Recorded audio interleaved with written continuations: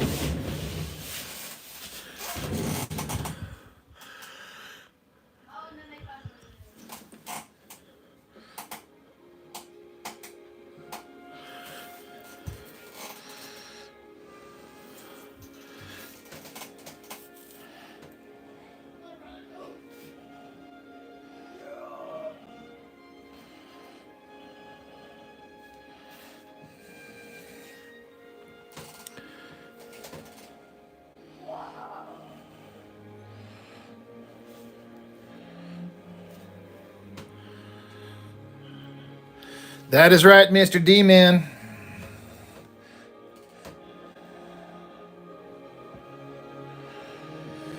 This is officially the first page of book 6. I've gotten enough kind of prep time done to get started on the artwork for book 6. I want to get a jump on it because I got a lot of work to do if I want to make my deadline to get the entire thing done, so...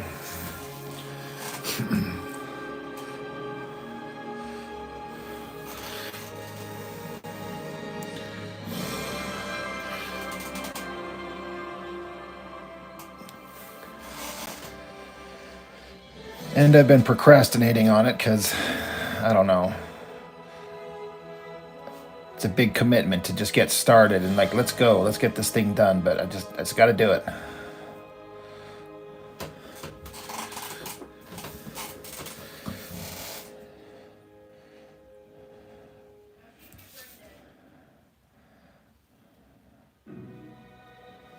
We're not writers, but we help you shape your financial story.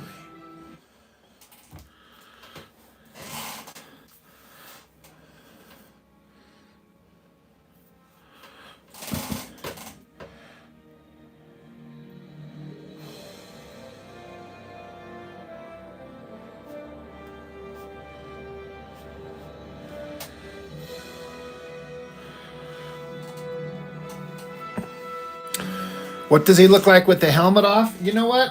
I often wondered that. And in my most recent book, 5, I have a moment where all the 4 main characters are having kind of like a private moment before shit gets cracking. Like, I've got this one guy, he sits around and kind of writes poetry and shit. He's a creative type. But this one, I've got Trapjaw, like... I have him, he's got his robotic arm removed. I show like his jaw detached. So he's got this breathing apparatus to help him. And I have him, he's got his helmet off right here. And I just kind of imagine he's kind of an ugly, scarred up kind of face. So I put that in there because I've never seen that. I'm not saying it's never been shown in some version of some He-Man anything, but I just thought that would be kind of a interesting thing to see. So I kind of addressed it. It occurred to me too. What does this guy look like? He's got such a, angry, mean warrior look with the chomper teeth and the helmet and the robotic arm and stuff. But what does the human person underneath it all look like? Kind of like a Darth Vader thing in Empire Strikes Back when you see him without his helmet for that brief moment. inside his meditation chamber. It's like, oh, he looks like a withered old man. Kind of ruins the illusion a little bit. In a good way. It kind of makes him more relatable, more human, not just a cackling villain.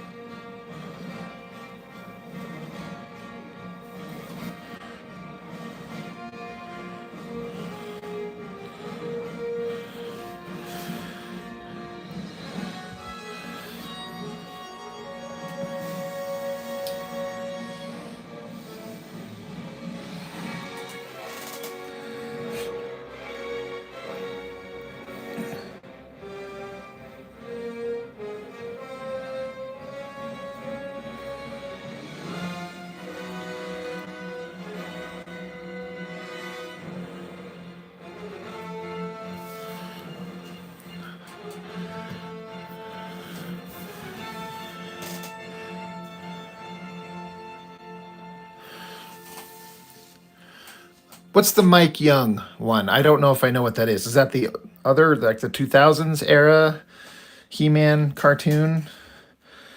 Is your dog barking a lot? I'm sure you and your neighbors would love. Okay. I saw big chunks of that show, not all of it. I thought it started out kind of interesting, but then my interest just wasn't maintained. I don't know why. I didn't absolutely hate the Kevin Smith stuff. I do feel like he really dropped the ball on what he thought was the best approach to it, and he didn't endear himself to the fans of it with his kind of reaction to it. So, I don't know. I'm kind of curious to see what the new season will be like. I mean, it's probably going to be more of the same crap, but I'll give it a shot and see what it's like.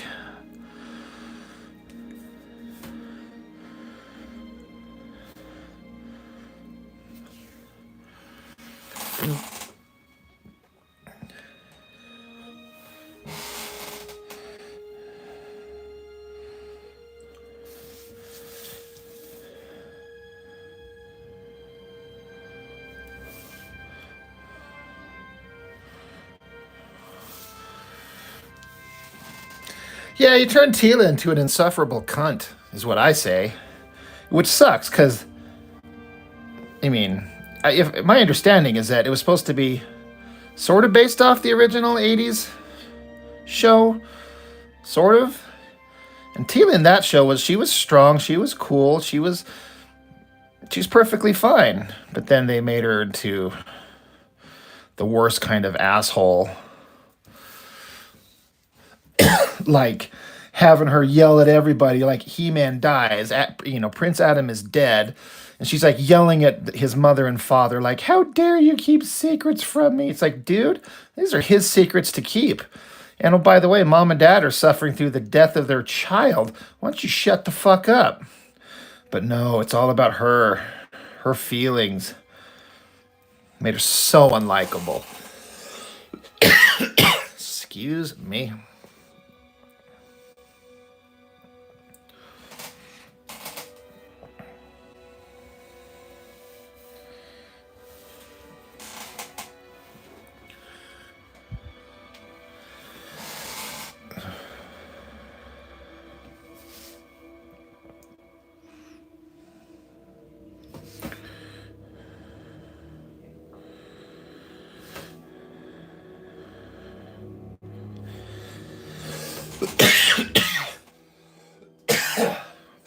Holy shit, excuse me. I don't know why I'm coughing so much.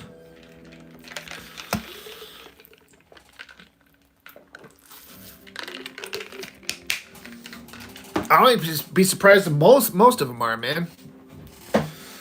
And how do you have guys like that write a He-Man show? I mean, He-Man should be like the burliest, most masculine, barbarian warrior show ever, in my opinion, and they really screwed it up.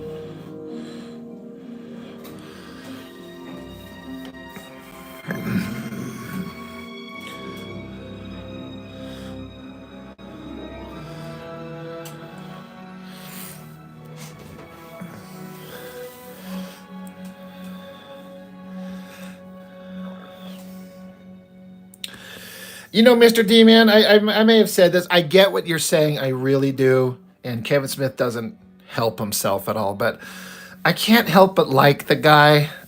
I don't know. I've listened to him for so long. I don't listen to his podcasts nearly as much. And some of the stuff he does is definitely kind of embarrassing. I get it. But I still kind of like the guy. I just do. But he does screw up a lot. Having Skeletor actually rip off Trapjaw's jaw was a little epicness.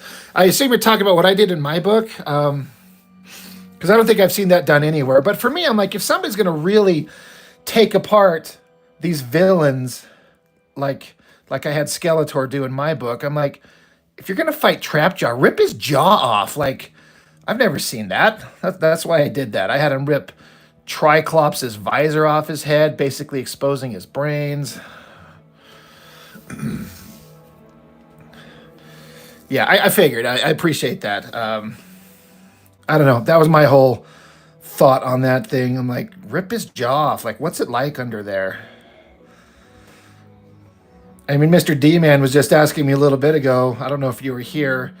What does Trapjaw look like under his mask? And I even show that in my new book. I have him remove he takes his prosthetic jaw off. He takes his helmet off for like a page. Because I'm like, well, let's see what he looks like under this thing. Because who knows if he'll survive the next one, right? I have a tendency to kill off characters.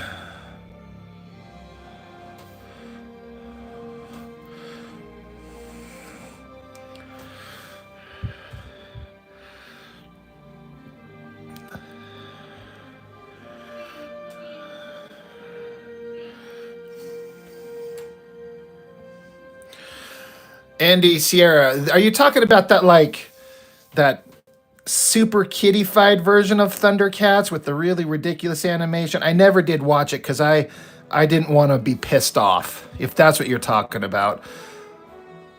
There was that more serious take on them for like one season a couple years ago, and I saw some of it, and it was fine, but it just still didn't capture my imagination.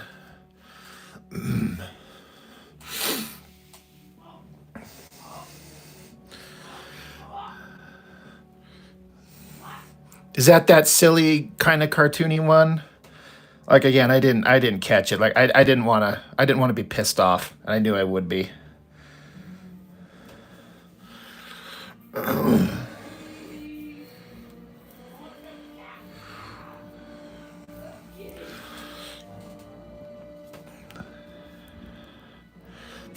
Hipster shit, right? Mr. D, man, you have a way of putting shit that just is like, right. That's exactly what you say, what I'm trying to formulate in my head.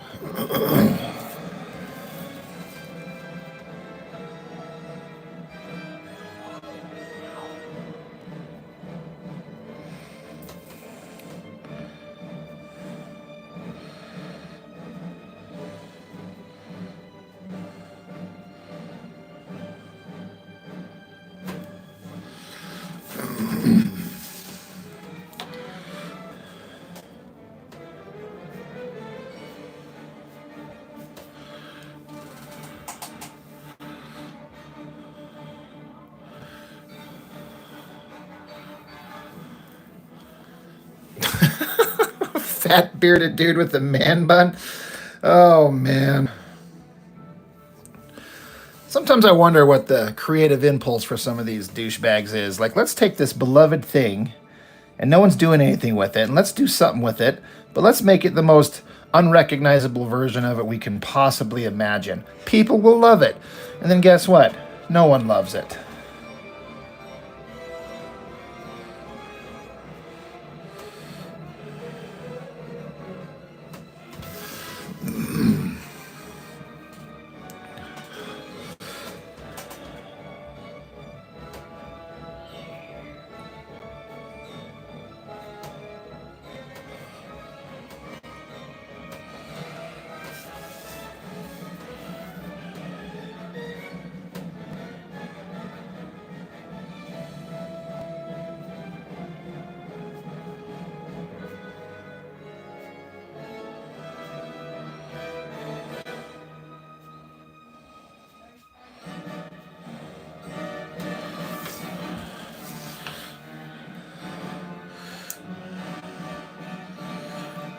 Hey, Zarier39. I'm sorry, forgive me. I've lost track. Where did you see my book at? Did you just see my thing where I go over it on the line, or did you pick up my book? I lose track of the names of people who've picked up stuff, and I don't mean to be disrespectful about that if I can't recall, but like I said, I lose track sometimes.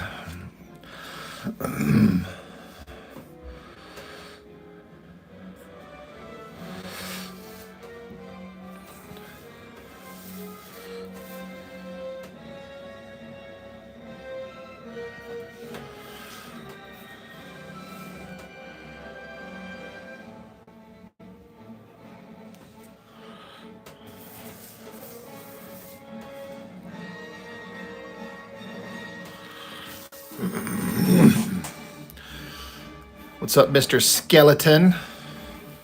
We're sitting here discussing Skeletor sometimes, and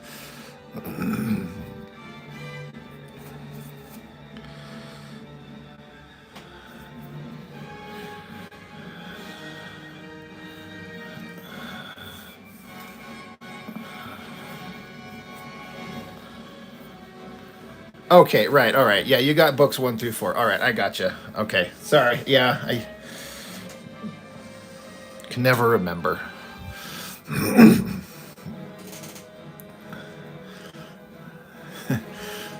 You didn't like the Jake Gyllenhaal Mysterio?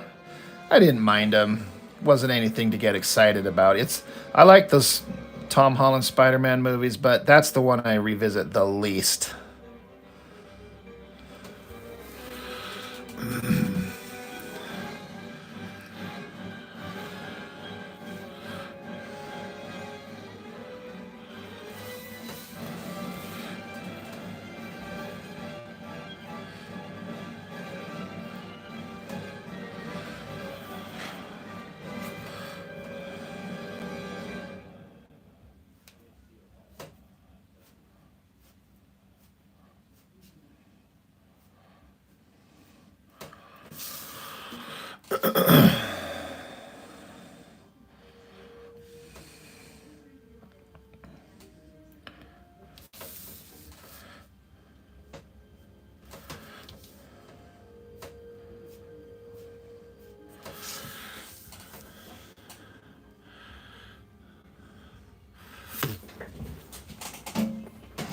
Oh, thanks, man. My gloves off, no punches pulled. I mean, I don't know how else to do it. I'm not trying to be diplomatic. I mean, there is a little bit.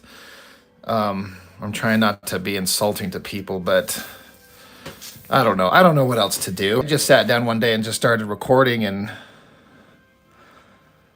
it's just kind of the format that came out, and it seems to be working. And, they're full of errors and stuff like that when I might say the wrong thing and I can't edit it out because, I record it and off it goes.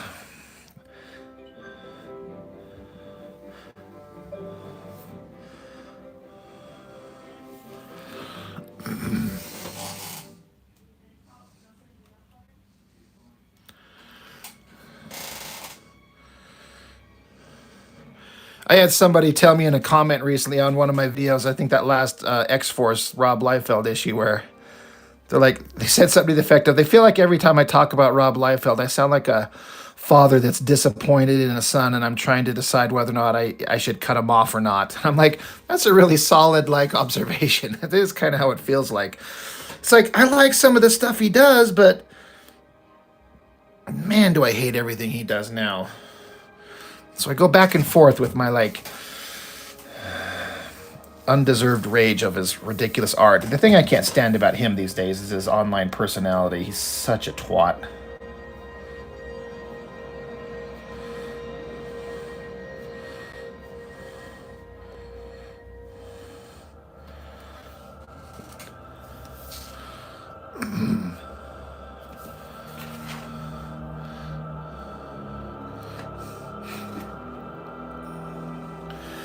Hey, Mr. D-Man, is that exclusively from that version of that show? I mean, was that anything that was ever set up to your knowledge? I remember seeing that and thinking it was interesting, but I thought that it was also something that had been introduced before, or am I completely misremembering that?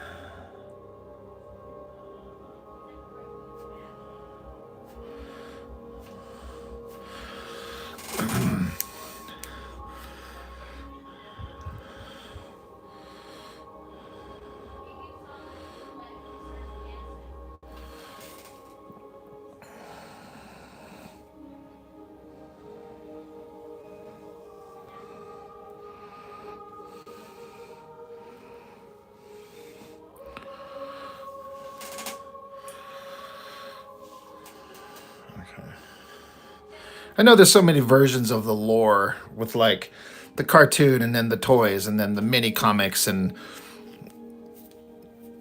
various iterations of comic series through DC or whatever's been publishing them. I can't keep them all straight. And now there's my version, which a select few people get to understand.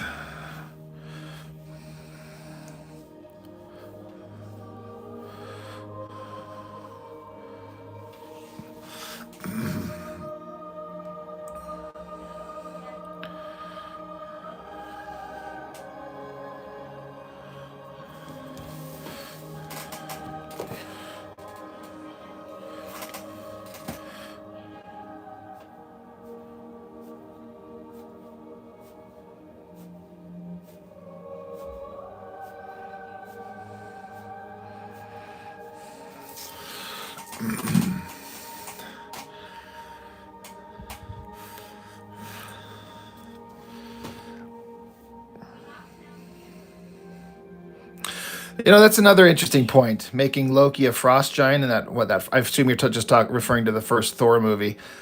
I had no connection to the Thor comics. I didn't know. I just kind of assumed maybe that was a possibility of what it was, but I guess it actually sounds stupid upon retrospect. I never knew that, but I could see they were trying to go for a reason to make him really reject his own upbringing. It's like, oh, he finds out he's the son of the worst enemy he's ever been exposed to. It's like he's been lied to his entire life, but I guess if that is completely against the comics, then that makes sense how it'd be kind of stupid.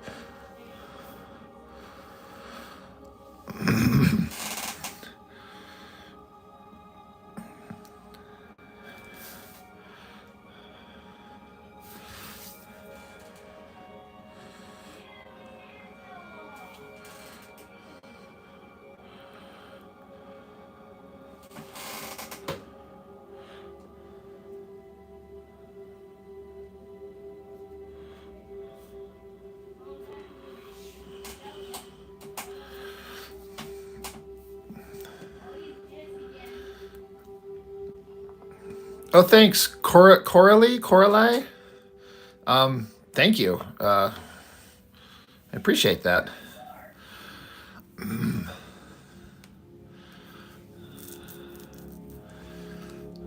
Yeah. Hey, the memories. Greetings from Brazil. He says these woke people like to take successful works and twist them for their purposes. The same happened to Castlevania.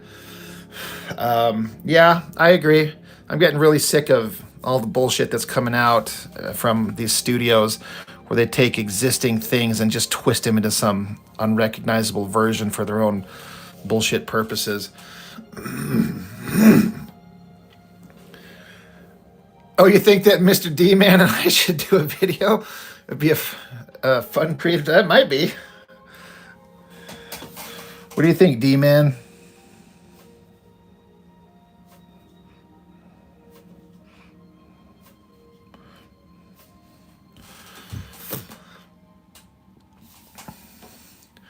Well, thanks, Mr. Skeleton. I appreciate it. This is for anybody who's maybe. I mean, I recognize several names. I get several repeat kind of watchers, and a couple of you are kind of new.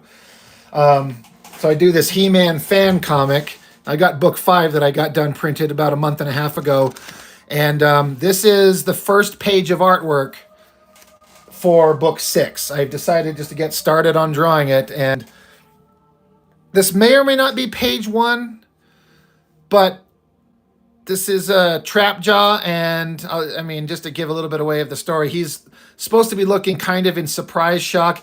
It's raining, but it's going to be basically raining blood. Supposed to be kind of like and he's going to narrate the whole book is my idea.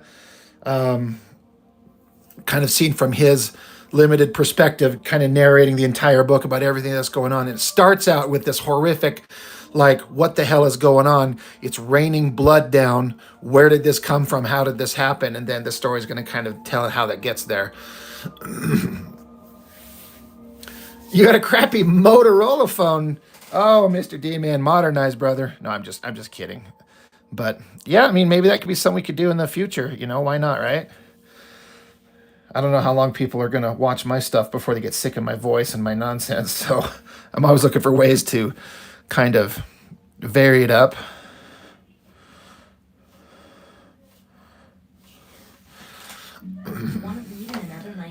But thank you, Mr. Skeleton, and Coralie, who said the same thing. I appreciate that very much. That's very kind of you.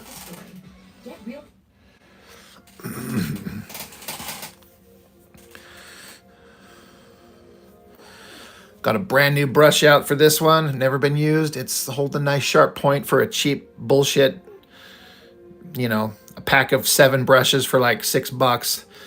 They always start out well. They don't last long, but that's okay. They're cheap enough. I don't care.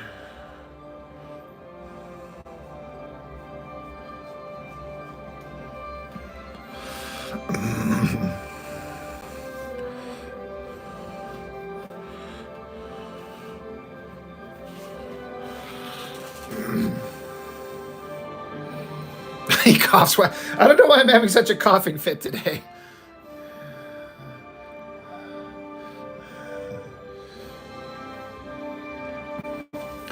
Well, thanks, man. You're saying you can't get enough of how I've given them life in the script and the drawing. I mean, that's been kind of my point.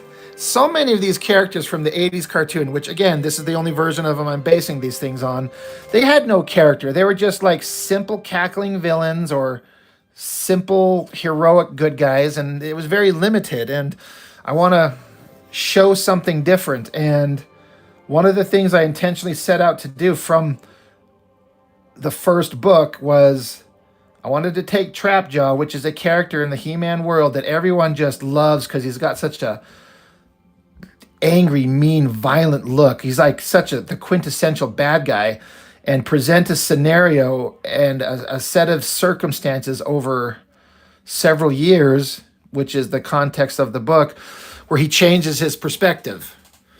And essentially becomes a good guy, and he doesn't even realize it. He's just kind of like, he kind of gave up trying to do, well, Skeletor's gone in my story, so he gave up that shit. He's just trying to like exist on his own, but he gets kind of dragged into situations with the heroes and kind of unintentionally starts becoming a hero, and he starts gaining a little bit of a moral compass. And one of my goals is to make it for people to buy it, to buy the scenario, to get the idea that this evil villain guy, who is one of the worst villains and one of the minions and top generals of one of the worst villains, Skeletor, in the entire universe, and buy into this idea that he's changed and accept it. And in my head it works, but it's because I kind of get it when it's, you know, an idea in your own head. It's different when you have to like put it down and make it actually work. So I hope it is. I think it is. And what about Orco, Mr. D-Man? What about him? I had a hard time with Orco in the cartoon. He was such an obnoxious little twat. So he's made very few appearances in my book, but he's been there. And I tried to make him interesting. And I think I come up with a couple of ways to make him not such an insufferable, obnoxious twat.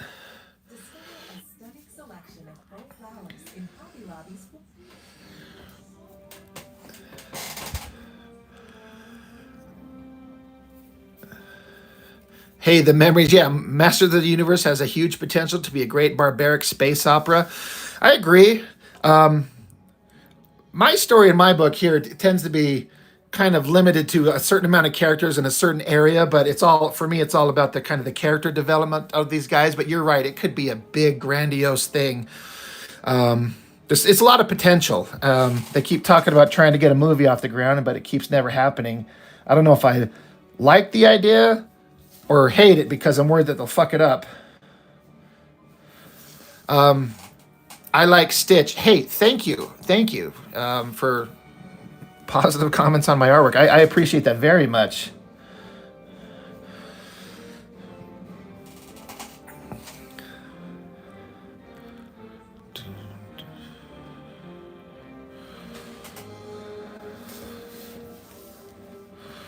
Gotta keep jumping around because I don't want to put my hand, I don't want to ink a part of the drawing, but lay my hand down somewhere where there's wet ink. So I'm always looking to see if I can catch a reflection in the light of it, wet part. I'm always looking for the wet spot, right, fellas?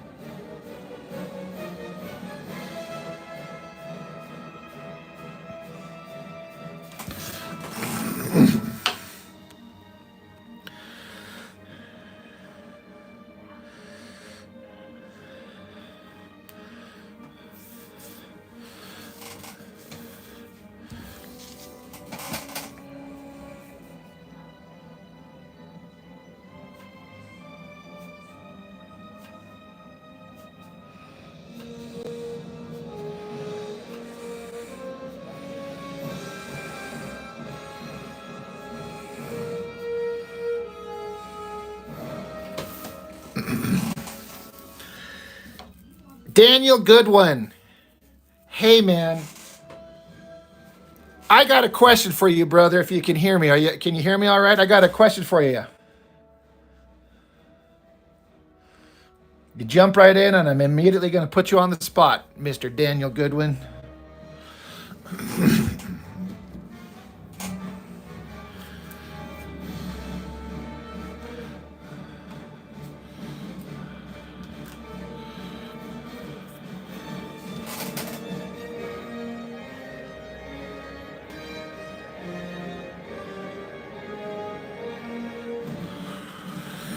Hey, man, so your books that I got, unless I'm blind, I'm just curious, I don't see like an issue 1, issue 2, issue 3 kind of situation, or am I just blind?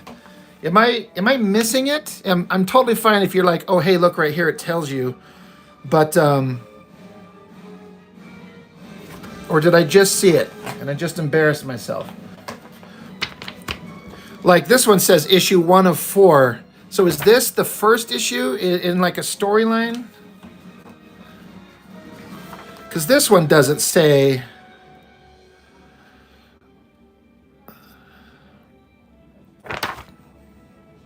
I'm curious. Because I was looking at it and I'm like, where do I start? Is there a start? Or are they just kind of like without a specific like beginning point? Hello, Star C. Thanks for joining up.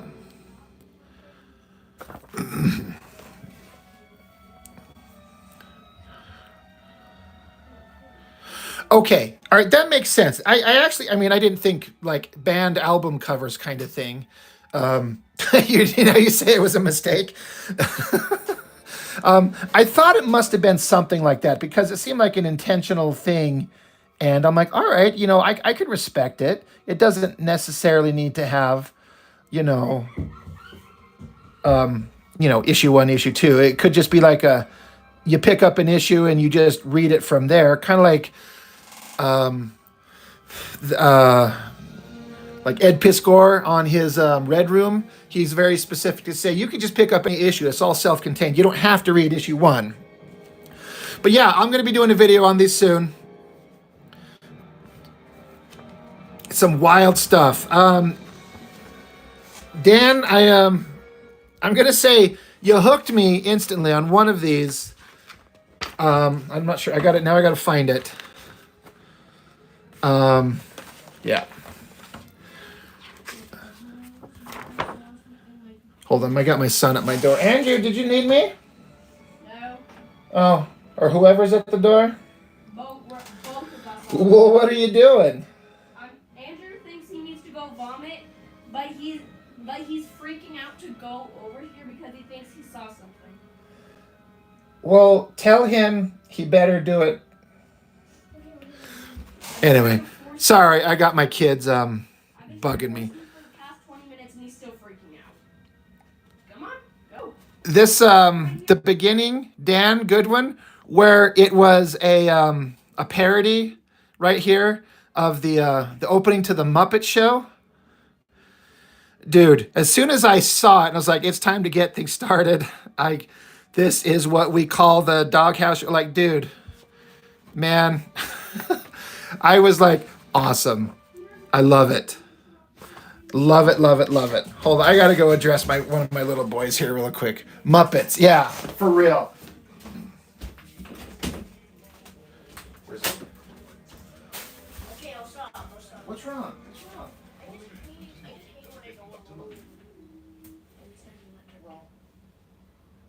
Leo, would you stay here with him for a minute? Just stay here.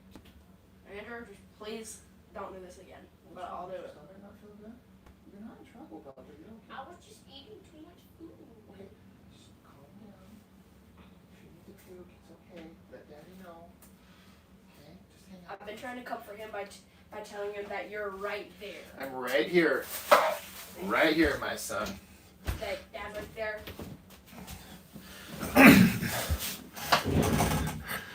Sorry, kid. Sorry, everybody. I think my youngest thinks he's going to puke for some reason, and I better go address it like a good father. But anyway, yeah, Dan Goodwin, man, the Muppets thing. I had a great chuckle, and then the other one that was like an A-Team opening homage. You had me, man. I loved it. It's brilliant.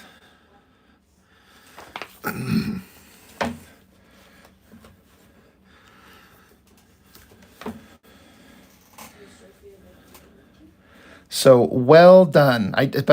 Dan, I just watch. I do have them, and I'll work them into the schedule here eventually, soon enough. I just haven't got there yet.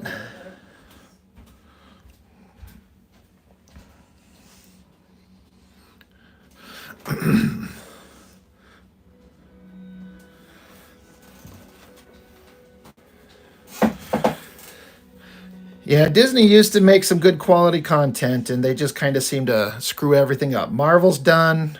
Star Wars is done. Pixar's might as well be done. It's just...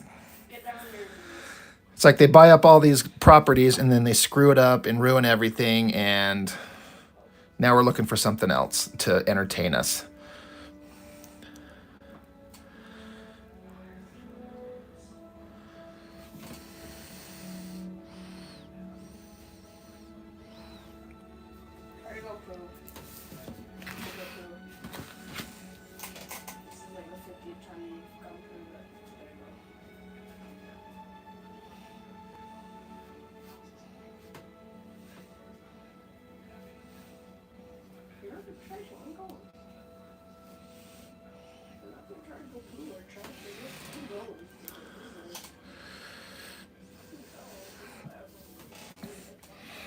But yeah, Disney, they just ruin everything. And how much money did they lose over the last year or two with all these movies that just bombed off their ass?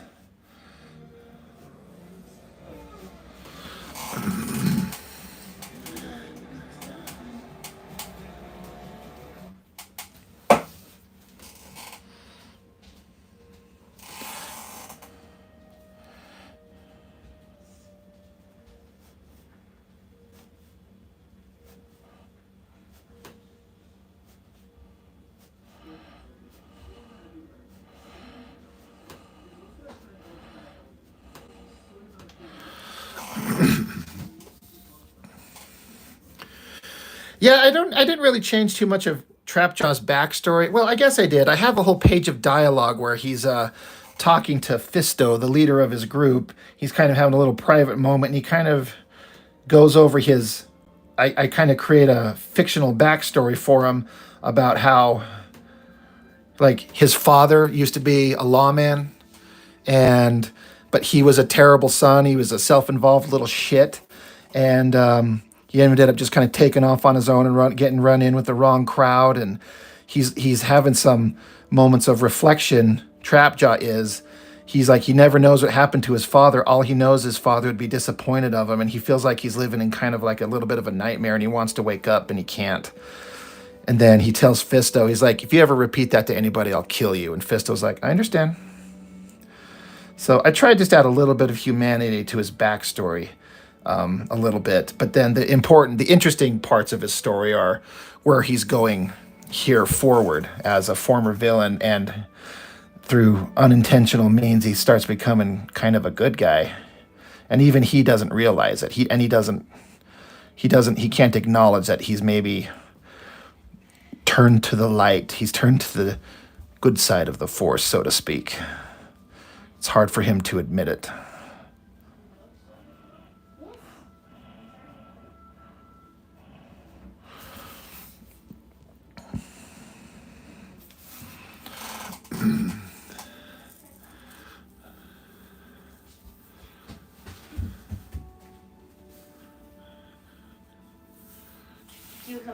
You come here first, Leo.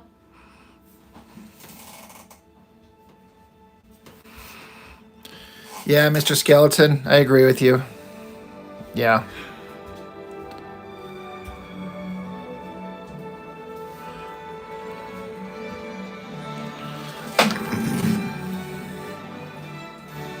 Yeah, how do these companies lose so much money and still continue? How do they keep surviving?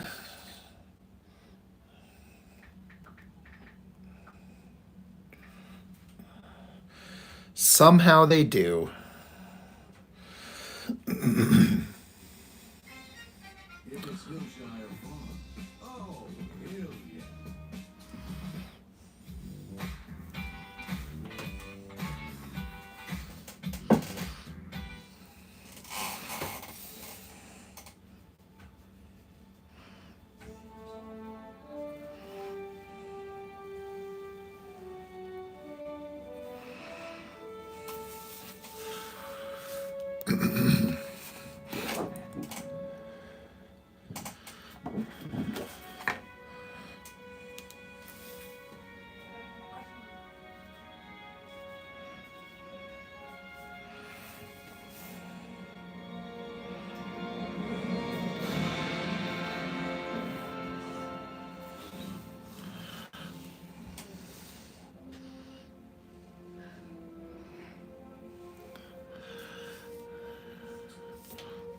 Someone saying, I know, right? I don't intend to ever do these late at night, but it seems to happen often.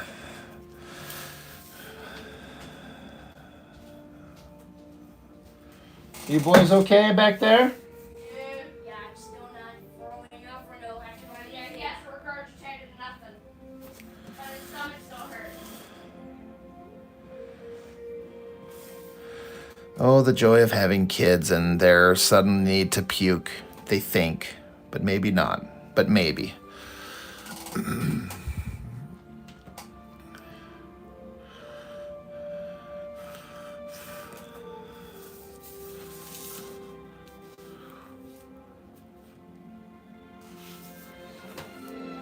Mr. D-Man, in your version, he was part of Randor's army and friends with Man-at-Arms. He was severely injured in a battle, and it was Hordak that made him a cyborg and not Skeletor. That's cool. Yeah, I always feel like Hordak, he must have had a hand in a lot of other things, but, of course, he's in another dimension, on another planet, according to the old 80s cartoon.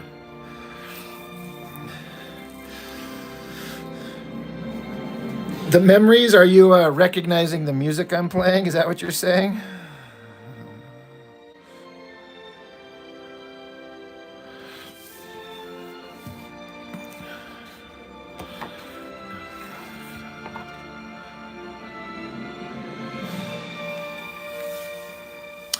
Hey, someone's saying I think there's a way, if you go to the comment section, there's a way to swipe over and it'll show the chat as it was going, if that makes sense. It's not a choice that I do, but there is a way. It took me a minute of looking around. When you go back, and I think if you're in the God, how do I describe it?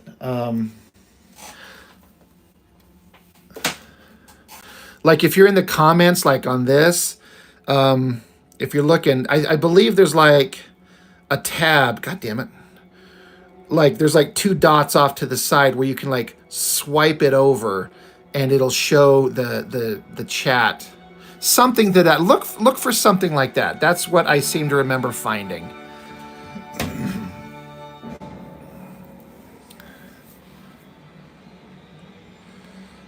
Because I thought the same thing. That it was like, why is it not there? But I did a little digging and I think I found it.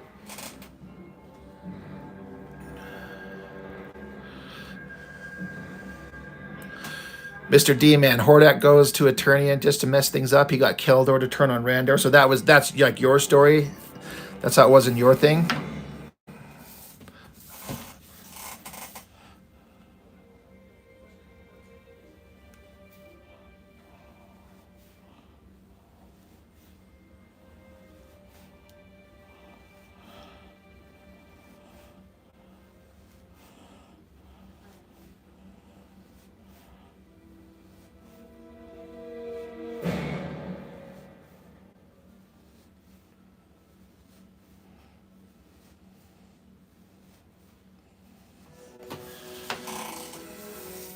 Gotcha.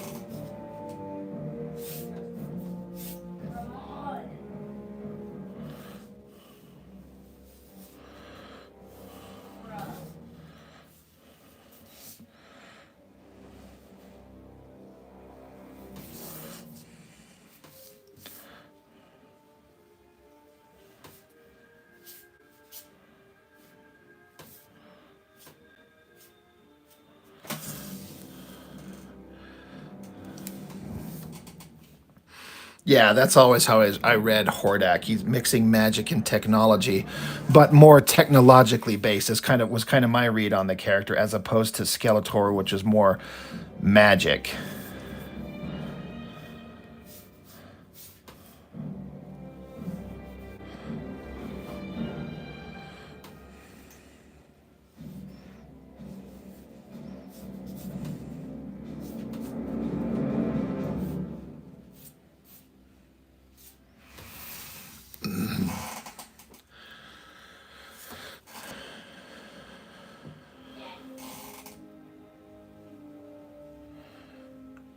You asking for me, Andrew? Yeah. Let me go see what my little pukey kid's doing. I've been cleaning for a very long time, and I'm still not growing up. I burped it once. Today? Yes. Okay, well, Andrew, you just have to do it, or you have to sit and relax for a minute. No more eating any food and for a while, okay? Your stomach hurts, okay? Just relax until you figure out if you're gonna feel all right, and then we'll sit down and be careful, but do not puke on my couch, okay? I'm telling you. You get up and you go to a sink or a garbage can or a toilet, okay? Yeah, I see some garbage cans around his house, but not the one that's really full. Use whatever one you want. Okay?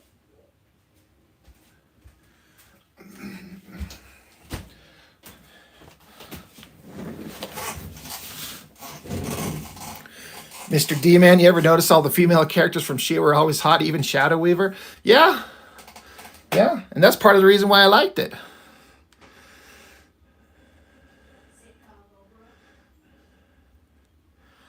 I mean, why not? It's kind of like comic books. All the dudes are strong and buff, and all the girls are super hot. Like,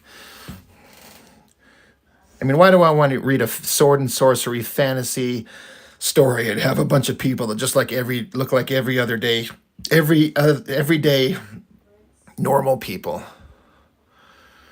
And yeah, the memories, great soundtrack. I agree. I'm a big Star Trek fan, and whenever I'm writing out my stories or my scripts or whatever, if I have a soundtrack playing in the background, as you get into a vibe of writing it out, the music sometimes spurs like ideas in the moment, the drama of the music, and just randomly kind of coinciding with what I'm writing sometimes inspires a thought that I don't think I would have come up with on my own. It's a weird thing that happens on occasion, and it's fun.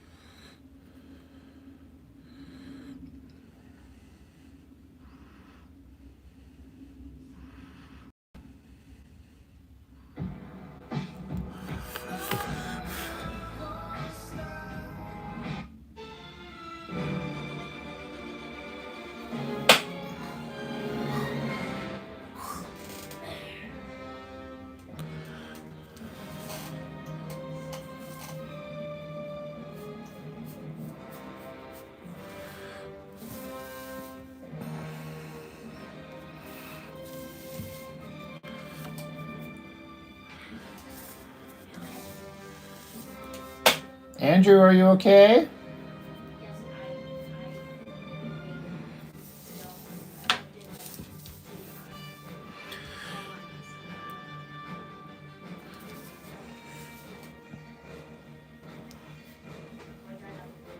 It's a good point, Mr. D, man. Why is Cringer the only talking tiger? Is he the only talking animal, though? I'm trying to think.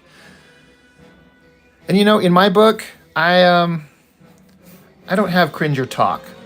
We address the fact that he could, but I don't, just because I can't. I don't know. It doesn't work. But I have the story is that after the horrible things that happened to He-Man in the issue 1, He-Man kind of goes into hiding, and he does not have Cringer with him. He does not have Battle Cat with him. And so Cringer was left on his own to face the horrors of everything that happened, but without Adam, his best friend, nor even the ability to turn into Battle Cat where he's strong. So he kind of went mute. He just stopped talking. And then later on in book 3, when basically Lion-O shows up and gives Cringer the confidence to turn into Battle Cat again, Battle Cat doesn't speak because, like, Cringer is paralyzed with fear. Battle Cat is enraged so much that he won't speak. So that's the reason I gave that he won't speak in either one. And honestly, I believe that was my brother, because he's the one who kind of was writing those story parts in those books with Cringer and Battle Cat. He come up with those ideas, and I think they're awesome. You're right, Mr. D-Man.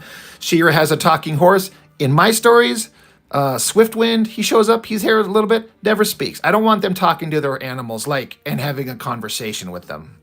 You know, I'll have the characters talk to their animal, like we all talk to our pets, like, oh, good boy, who's a good puppy. But I'm not going to sit there and have the animal talk back.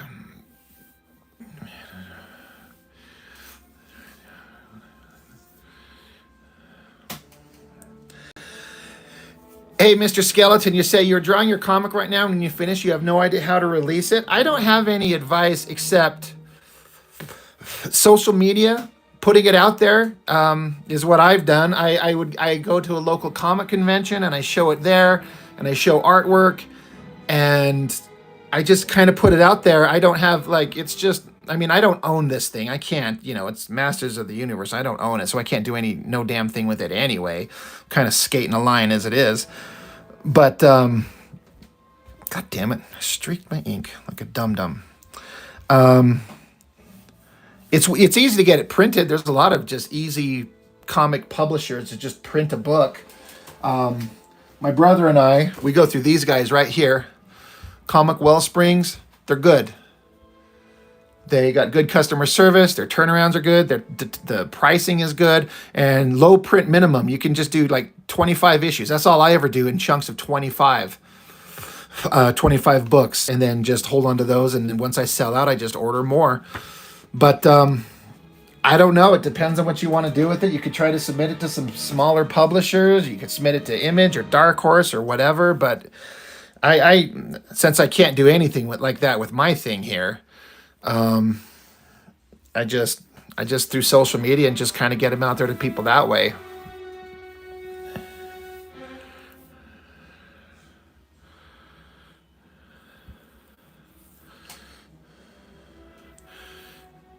The memories. You even made a series of illustrations with She-Ra interacting with Hordak, remembering her days as commander of the Horde, but it's too hot for these boring days. Well, now the memories. Now I want to see these things. I want to see that. Mr. D-Man, you talk about annoying characters. Snarf was annoying as hell. You didn't see what I had happen to Snarf in my comic, did you? If I'm guessing. Let me grab a copy. Where did I put it? Son of a bitch. Right here. I've only got my own personal copy of the book. This is like my baseline comic, to kind of go, I put like notes in it. But anyway, chapter 1 is drawn by me, and then chapter 2, where it goes off into Thundercat's world, it shows how Skeletor got a hold of the Eye of Thundera. This is where my brother came in. Now, this is older artwork for him. It's not quite as good. But Snarf shows up, and here we are. And he gives some lip to Skeletor, and Skeletor's like, come here, rodent. My patience for dealing with sniveling creatures such as you has long been exhausted. So an example would be made. He rips Snarf into pieces. We just eliminated him. I feel a little guilty about it, because Snarf, for as obnoxious as he was a good character. Like, he was a nice guy, but these original ideas I had in these books, I was going to have some brutal deaths for all kinds of people, and Snarf was the first to go on the Thundercats. He's just ripped to death. And then, of course, I almost said He-Man. Lion-O goes apeshit and takes him on. So that's what I did in my first book. A little brutal, but I couldn't take that snarf stuff anymore. He had to go. And Orco is kind of the same, but I was never as annoyed with Orco as I was with Snarf.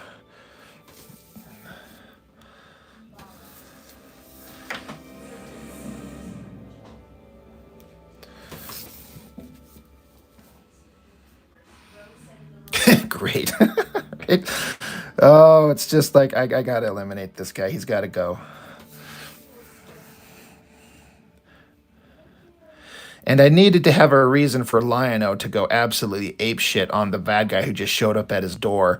Like, this guy shows up, and the first thing he does is he rips to shreds Snarf. So I had to give reason for Lion-O to just like, all right, I'm going to kill this motherfucker.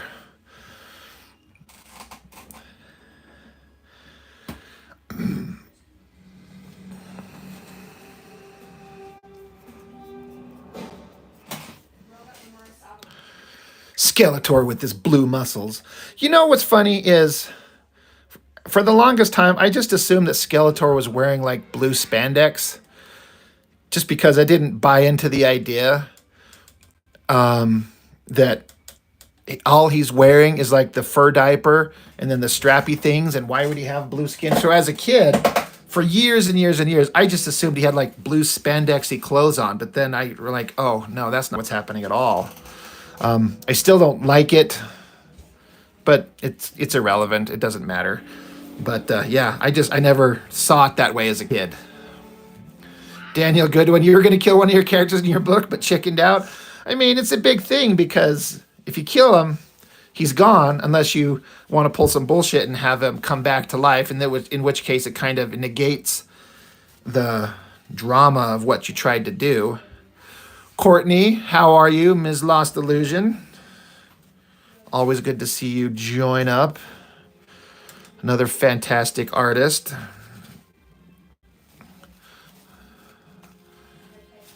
Yeah, Mr. Demon, that's true. Yeah, I mean, the Keldor character, he's, his blue skin, so I don't know. I didn't like it, but it's not my place to say. My books are in black and white anyway, so I don't care.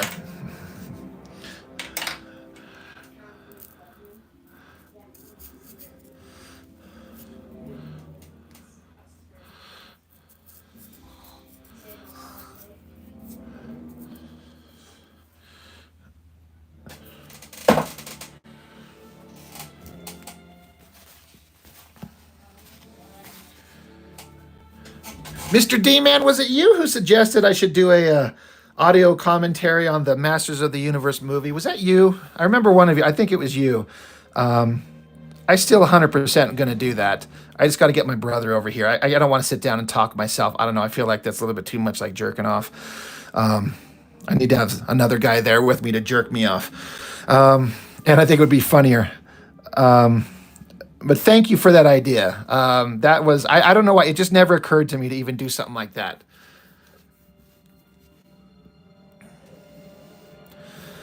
But my brother, him and his wife, they have a 1-year-old baby, and we live about 30 minutes apart, so it's not exactly easy to get together extremely often.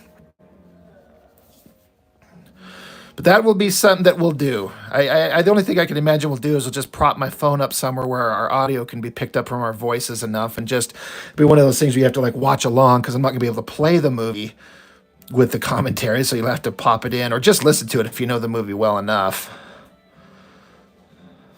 But the thing is I don't hate it. I recognize it as not a good movie, but I do not hate that original Masters of the Universe movie, because it's, I don't know, there's some ridiculous, silly charm to it. God damn, my fat hand streaking the ink. Dude, are you serious? Is Beastman from Earth? I never heard that version of that story. Seriously.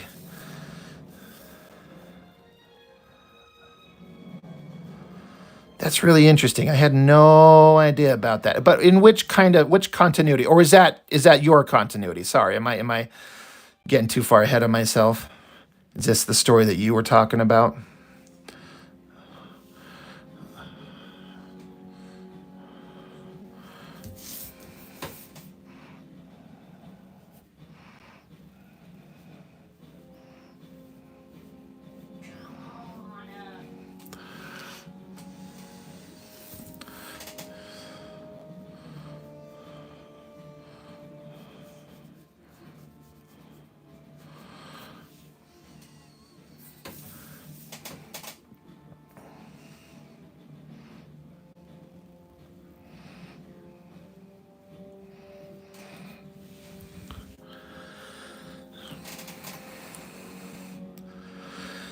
Thanks, Courtney. I've had a couple drawings before where I'm like, I need to put rain in there, but what I didn't want to do is start drawing these lines all over it. I'm afraid that I'd fuck it up. And this one, I'm like, I'm just gonna do it. I'm gonna throw the lines on there, and it's kind of working. Yeah, and it is raining, but it's not raining water. It's raining magical demon blood on them all. It's something that's going to come up in the story, and that's why the character it's supposed to be like a horrific moment. I was telling some others, this is officially the first page of artwork for book 6. I'm getting started. I've been kind of putting it off a little bit longer than I needed to.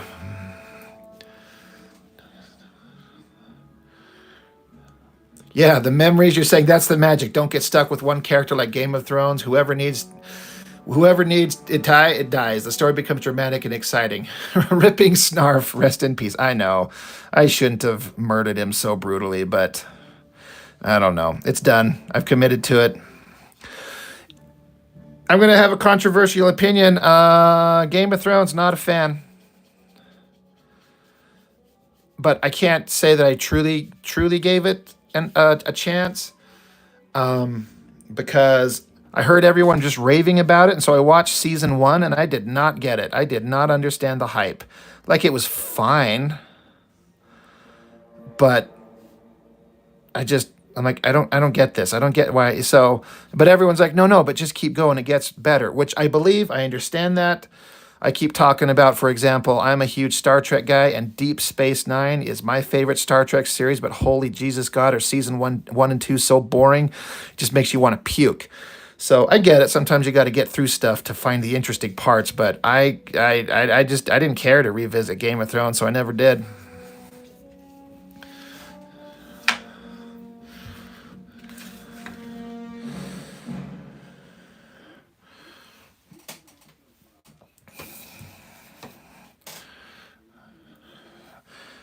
Thanks, Courtney. I hope the story turns out as interesting in the final stage as it is in my head. That's the thing. And if the story's in your head, it's perfect. Once you have to sit down and kind of actually tell it and explain it and make it work, it becomes a whole other thing. And if you can screw it up really easy, which I do often. But hopefully I can find a way around my own personal failings and make it work somehow.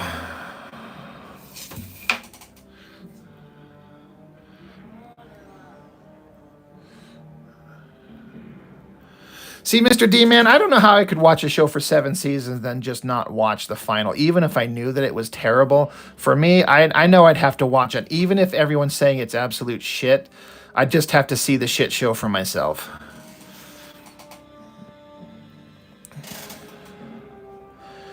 It's kind of unfortunate. You got something that you love so much, and then they just shit the bed so completely. Again, I didn't watch it, so I can't speak to it, but I'm certainly aware of what everyone says about it.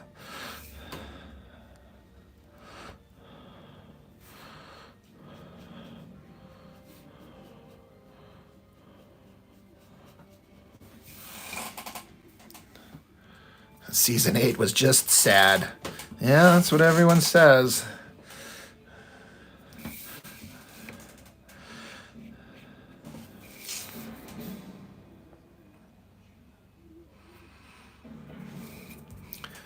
See, this drawing I'm doing, I've got even more of a sad look on Trapjaw than even I intended, but it still fits.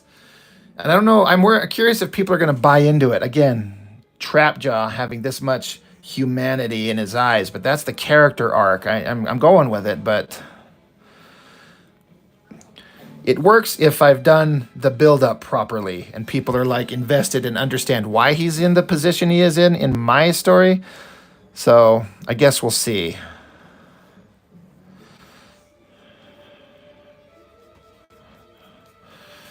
But he kind of looks sad there. But that is the point.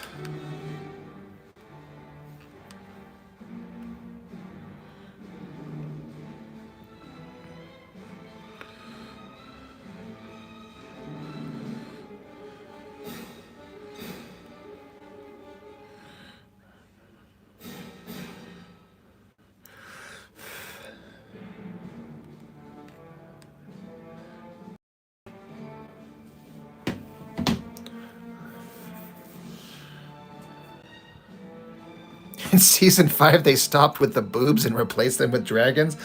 I heard that the actress, what's her name, Emilia Clarke, she had a bunch of scenes where she was undressed and she was kind of getting sick of it. You know, I gotta say, that's another thing with season 1. If anybody who's looked at my artwork or seen any of my lives, you know I don't have a problem at all with drawing, you know, attractive female figures. I don't have a problem with female nudity or anything like that. But even with season 1, the sex stuff, for a guy who doesn't care and is kind of fine with it, even I was like, could they stop? Like, it just felt too much for even me. And I'm a fan. I mean, I'm a healthy, red-blooded American man. But I was just like, stop with the sex and the nudity and the Just, God, where are we going with this? I'm not here to see the boobies. Just show me something else.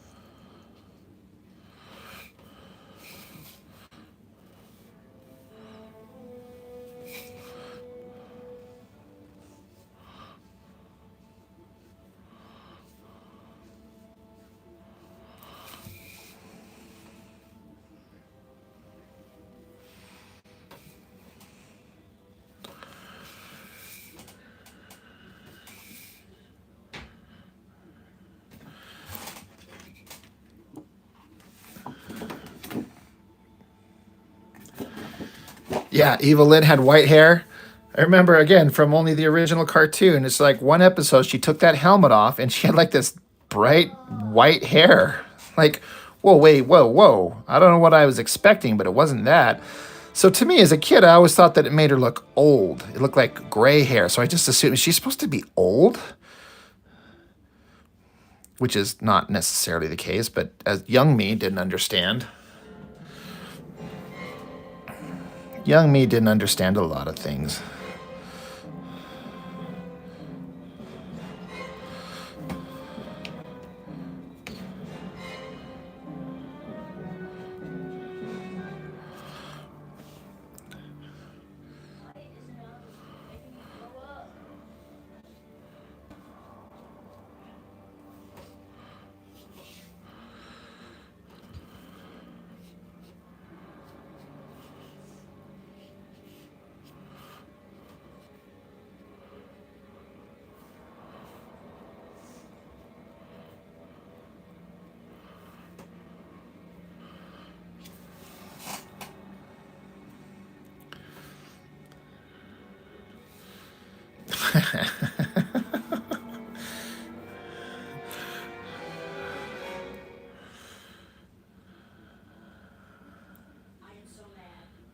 Let's see.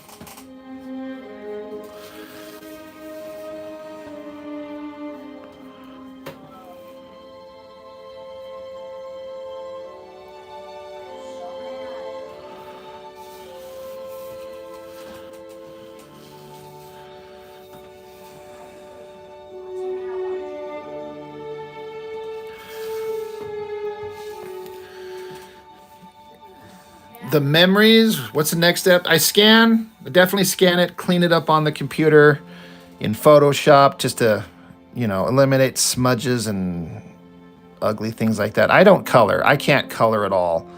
Anything in color is something that I've paid someone else to do. And my books are only printed in black and white. So, because again, I can't afford to pay a colorist, and even if I did, I don't know how much these things would cost to print them in color. I'd do it, I'd front the cost, but then the cost of the books would have to go up. But yeah, I don't color, so I pay a guy. And since this is going to be just a page in the book, it's not going to be colored. Just because there's no reason for it to be.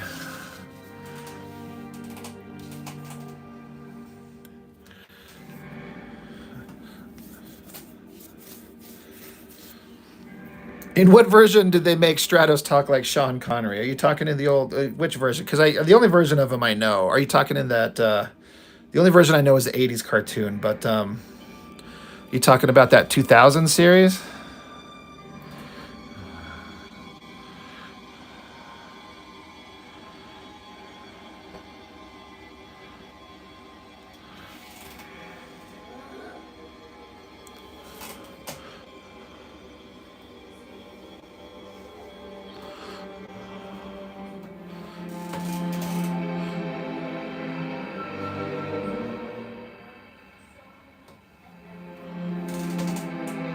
Okay, now I gotta go look that up.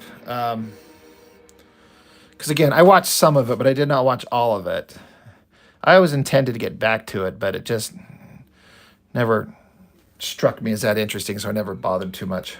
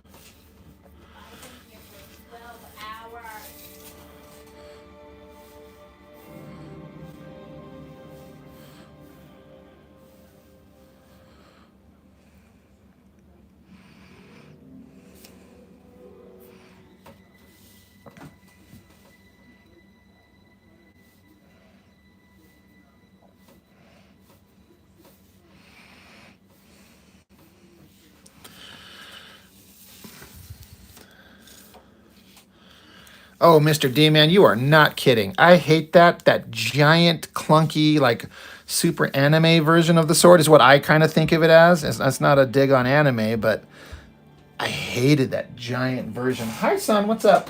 I've been in the bathroom for 12 hours and I still didn't throw up. Okay, good. That's good. Wait, why? Because I don't want you to. You don't need to, so it's fine. So just go sit down and relax. Just be careful for a little bit. Yeah, I hated that giant, ridiculous sword. I like the streamlined, regular version in the 80s cartoon. I hate that giant, stupid thing. It's just so ridiculous to me.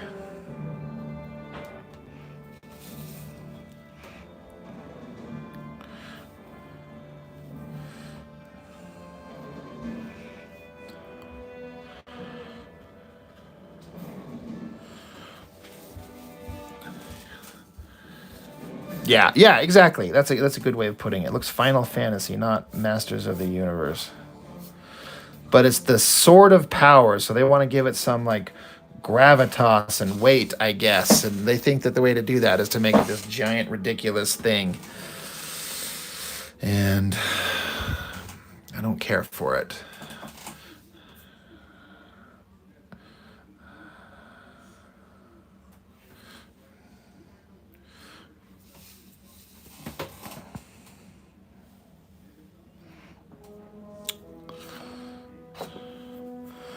Keep smudging ink all over this thing.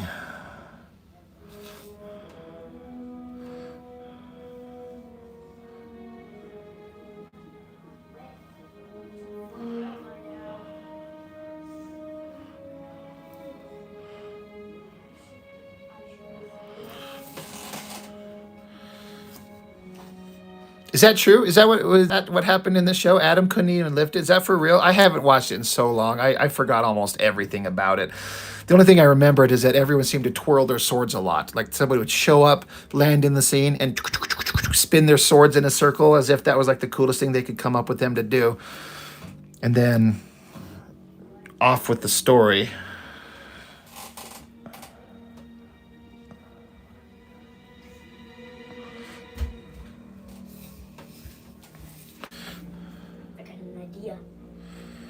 What, my Andrew? What? In case I throw up, I'm gonna grab a bag so I can puke in it.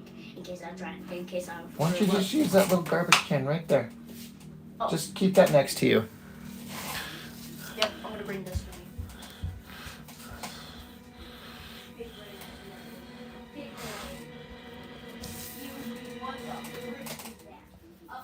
It's Mechadusa, Off-Ram's Racer.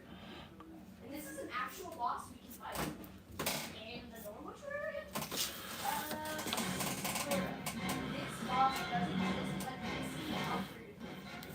Yeah, I saw a lot of that Egyptian sorceress. I'm like, okay, sure. You know what I never liked that they would do with the sorceress in different iterations is make her old. Because again, the only version I ever watched that I gave any shit about was the old '80s cartoon, and she's like young and beautiful and hot, and I'm like, why would they keep making her like this old? Like, I guess I could get it, you know. I guess she's supposed to be old, but she always looked to me visually to be like this young, beautiful woman, and I didn't care for the versions of her where they made her old. Looking at you, Kevin Smith version, I seem to remember that being the case too.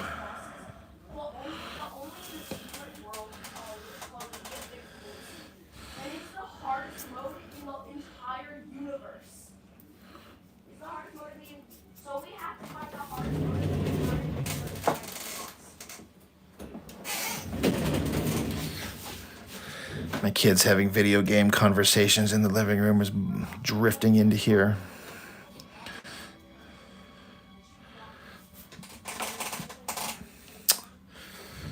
Well,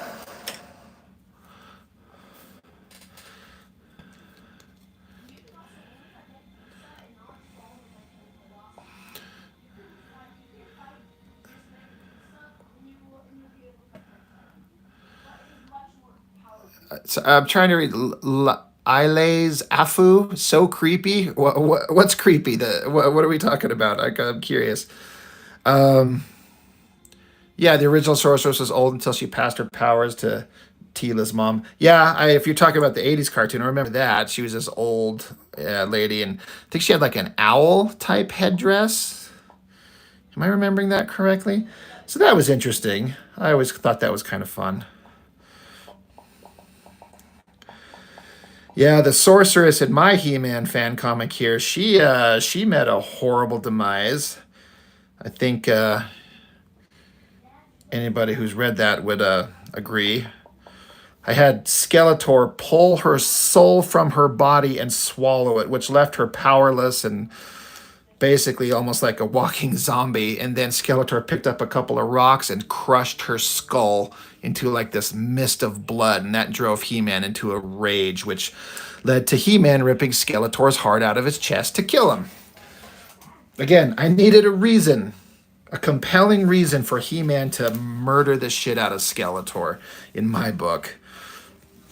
And I had the images mirror them, where Skeletor, he reached his hand turned to energy and reached into the sorceress's body and pulled her soul out of her body and then swallowed it.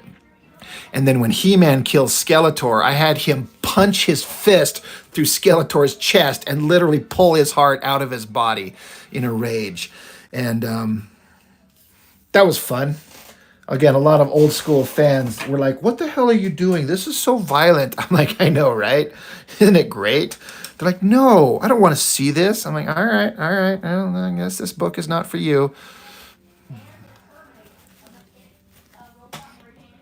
No harm, no foul if you don't like my violent murdering of characters. In fact, let me show you.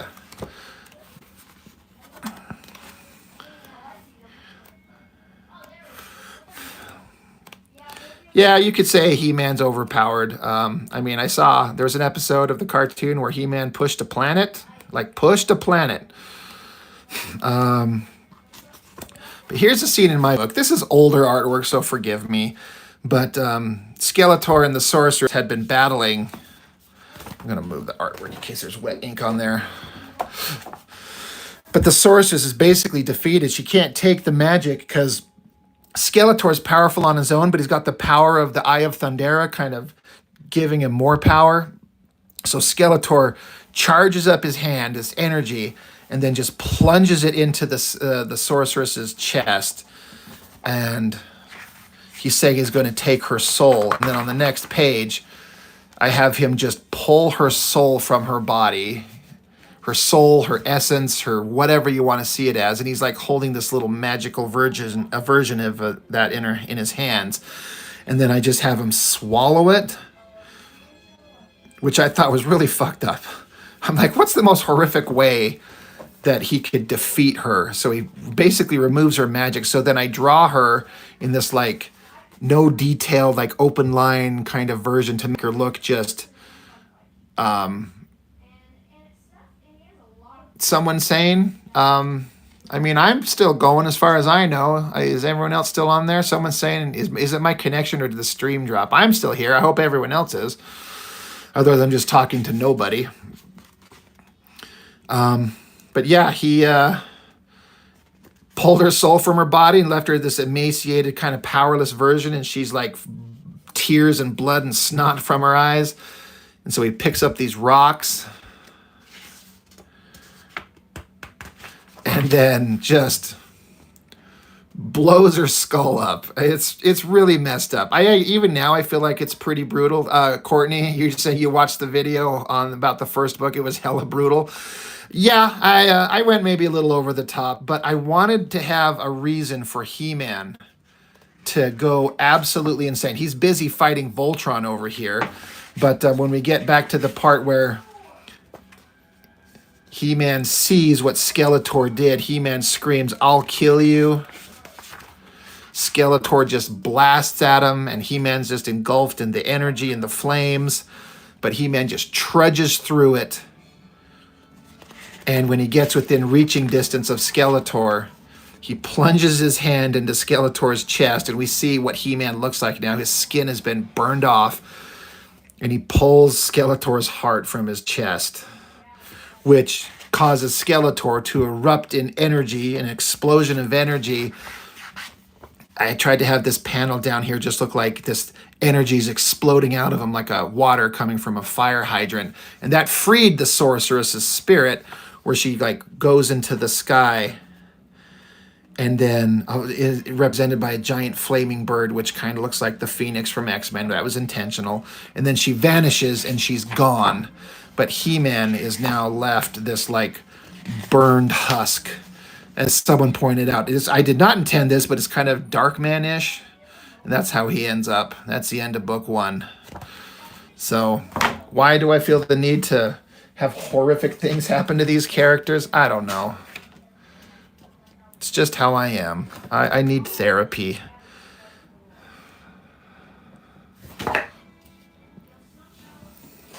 Dark He-Man. Like, yeah, that's kind of what it is, right? And he stays Dark He-Man for a long time, and he does some fucked up stuff.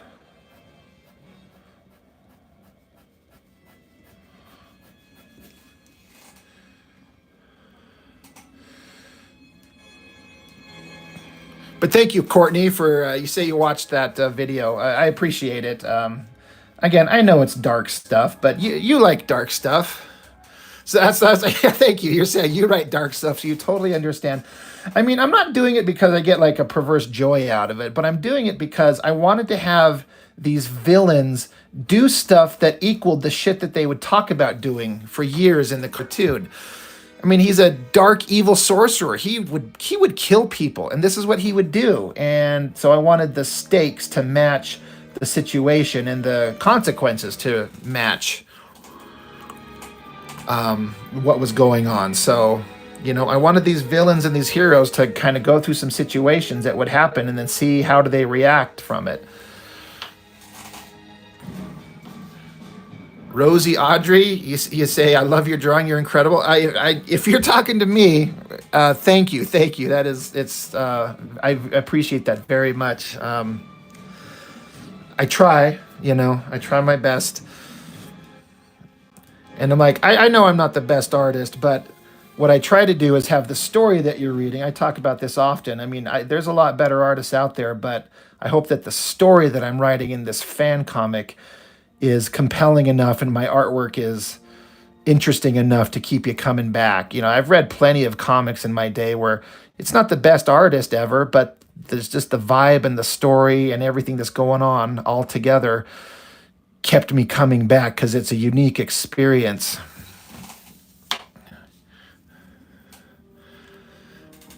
Yeah, Mr. D-Man. I think I know the one you're talking about, where Skeletor had kind of set it up.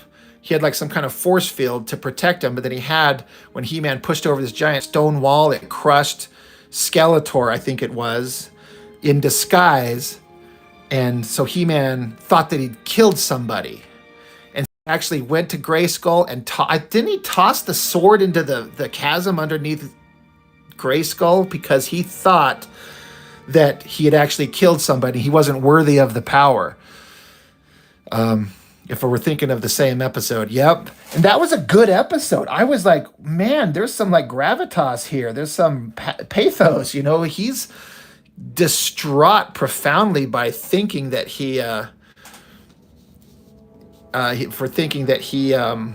actually had killed somebody. Then he found out he didn't, and then he's like, shit, I threw my sword away. Then he had to go get it. So I enjoyed that story a lot. Courtney, you say it tells a good story and creates stakes for the story. I agree. That's the point. It's really easy to get kind of just murder happy and just start killing characters because it's supposed to do what you're saying. So you have to, a writer has to make sure that you're creating like a good reason for this stuff to happen, and I try to keep that in mind.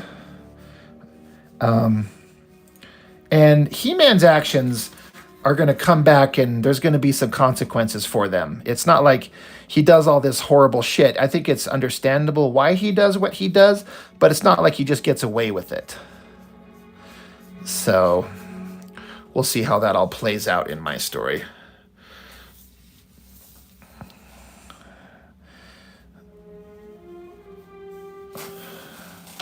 Skeletor always had some goons with him. He did.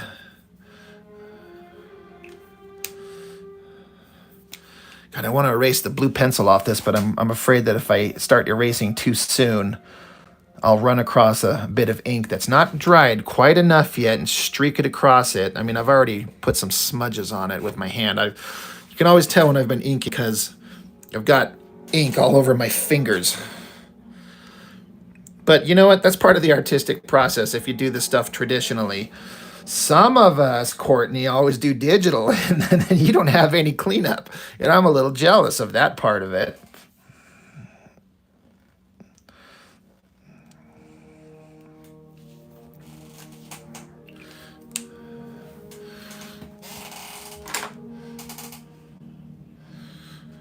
Let's see.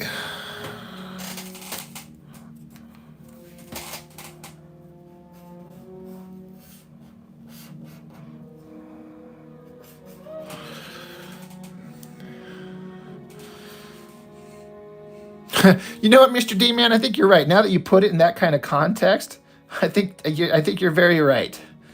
I mean, who doesn't have a thing for redheads, at least a little bit, right? I think comic books, I mean, you say the creators of He-Man, but there's always like some attractive redhead in all these stories. I mean, you got Scarlet Witch, you got Jean Grey, you got Mary Jane.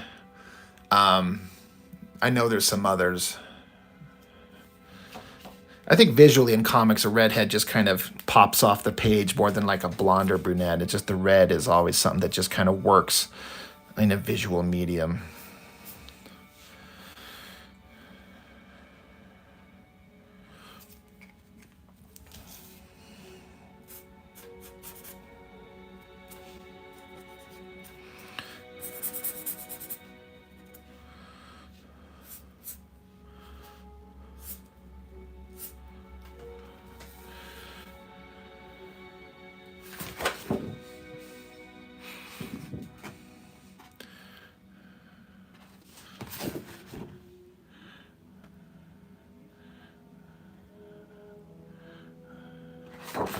I didn't watch enough of the She-Ra cartoon to know.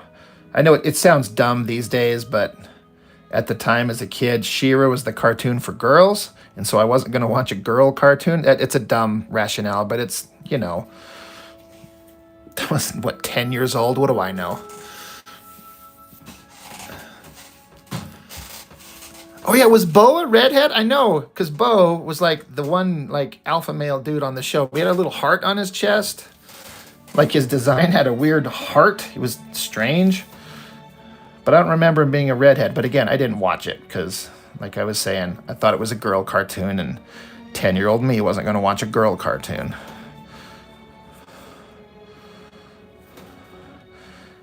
And they had characters named like Mermista I was just like, what? How is that a name for a character?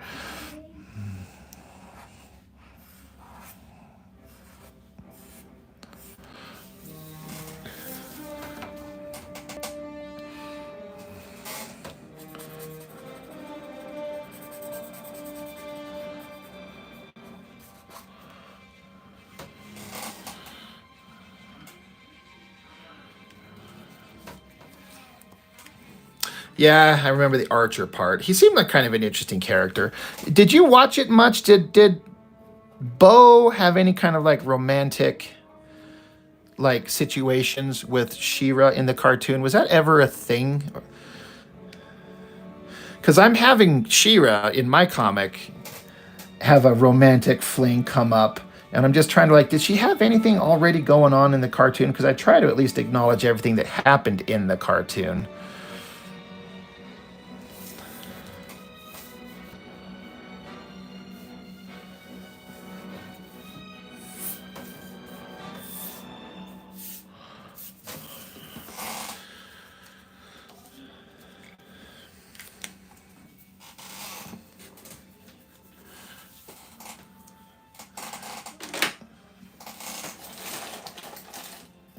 Shit.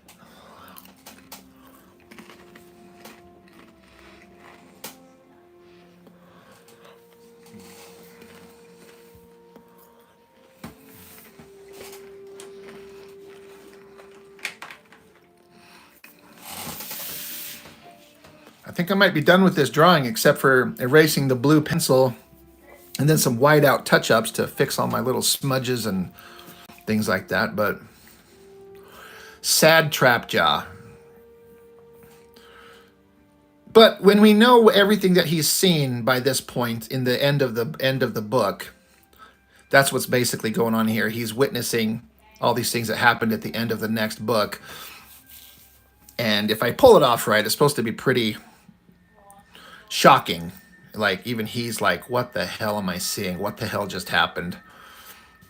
The guy who thinks he's seen it all and can handle it is kind of like at a loss for word.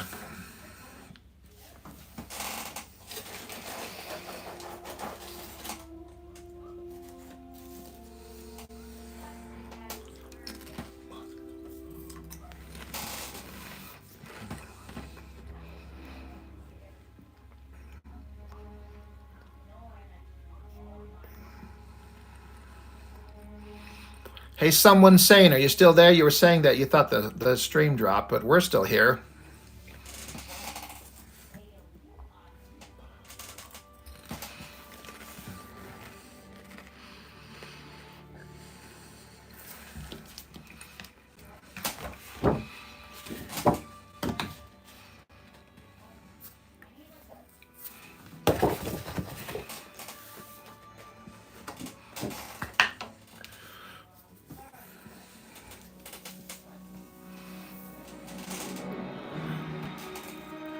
Mr. D-Man, what do you mean? Where is she?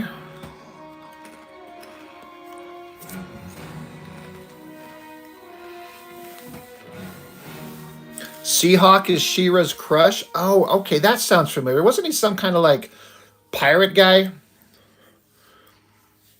And what do you mean? The memories, what do you mean? But I think she still remembers Hordak. What do you mean by that? I'm curious because because again, I don't know much of the story and much of the lore. Oh, okay, all right. But yeah, the memories. What do you mean by? What do you mean by? Still, she still remembers Hordak. I don't know a lot of the lore in the cartoon, so I'm just kind of going off the very most basics. So I might be missing some stuff. I should probably do a little bit more research. But I mean, I've adopted these characters and just changed them into my own thing for my own stories at this point. I don't know.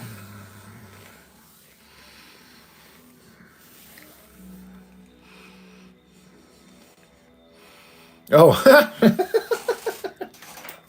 you know what? You guys can tell me all kinds of fucked up shit, and I wouldn't know otherwise, you know, especially with the She-Ra cartoon. I'd be like, oh my God, really? Like, She-Ra had a lesbian relationship? Seriously? I didn't know. That's awesome. Or, you know, I wouldn't know because I didn't watch it. Yeah, and I know that part. That's because the part of the She-Ra lore that I know the most is the introductory episodes, which I think are legitimately well done.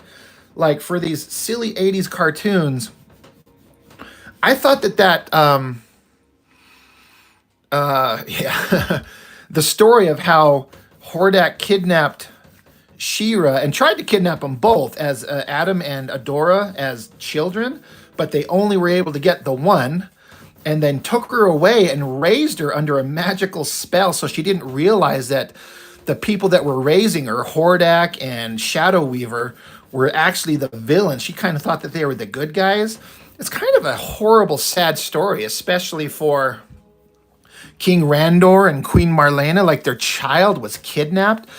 So the sorceress put a spell on everybody to make them forget that she even existed until they could track her down. It's kind of fucked up. I know that the writers were trying to come up with a bullshit reason to give He-Man a twin sister that no one ever knew about, but you know, they did they did what I guess they thought was best. But I feel like that opening animated cartoon of She-Ra was actually pretty well done, all things considered. And then I didn't ever watch any more of the shows because, like I said, dumb child me was like, this is a girls' show. I watch boy shows, not girl shows. I don't watch Rainbow Bright and stuff like that. So it was dumb on my part, but I don't know much of the lore of the She-Ra cartoon, really. Ramon, hello. Thanks for joining. As always.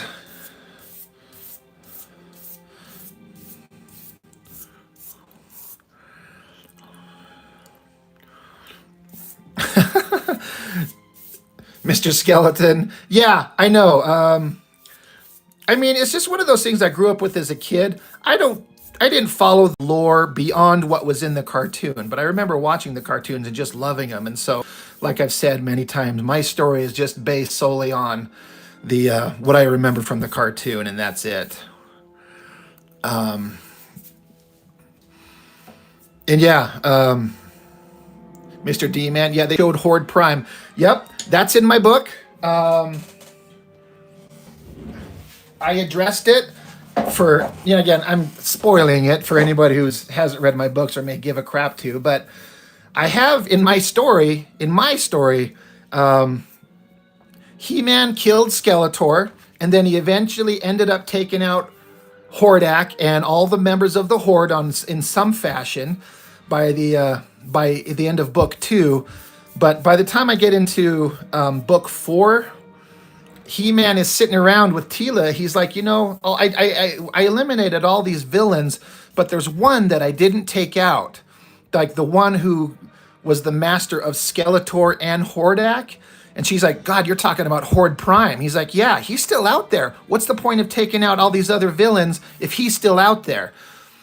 And so they're kind of debating the morality of should they do something? But they're like, well, there's nothing we can do. He's in another dimension in a spaceship off in space somewhere. How do I even get to him? And so He-Man's like, I think I know a way.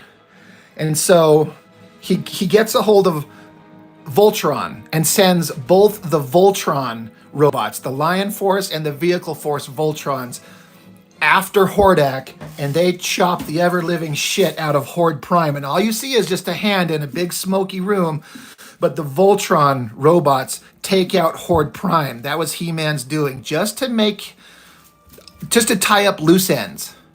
Yeah, Mr. D-Man, you grew up He-Man, G.I. Joe, Voltron, Thundercats, and Transformers. Dude, you just listed my childhood right there. And I put all of those except G.I. Joe into my fan comics. It's a He-Man comic through and through primarily, but Voltron, Thundercats, and Transformers in some fashion all make an appearance. But yeah, I have Voltron take out Horde Prime because Horde Prime's a giant robotic monster, and what does Voltron deal with? Giant monster. So I'm like, who better than them to take out Horde Prime? So He-Man calls in a favor in a way and eliminates Horde Prime by Voltron. I thought that was a fun little thing I had to just throw in there.